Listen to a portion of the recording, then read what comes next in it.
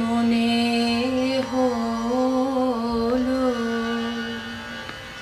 যেন পেরিয়ে এলেন অন্তবিহীন পথ, আসিতে তোমার দ্বারে মনে হলো। এক্ষুনি বেরোতে হবে আপনাদের, আমি আর রক্ষা করতে পারলাম না আপনাদের। বাবা মা আমি নৌকো করে চলে এলাম বরিশাল, সেখান থেকে কলকাতা মির্জাপুর স্ট্রিট জ্যাঠামশার বাড়িতে। মরুতীর হতে সুধা শ্যামলে মোহরে মনে হলো। বইটার নাম হচ্ছে পদ্মা নদীর মাঝি মানিক বন্দ্যোপাধ্যায়।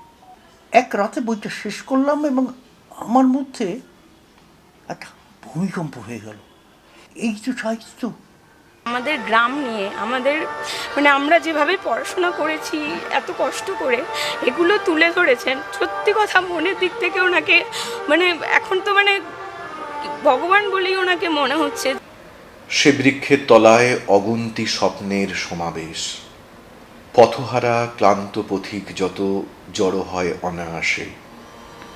যেন পেরিয়ে এলেন অন্তবিহীন পথ, আসিতে তোমার দ্বারে মনে হলো।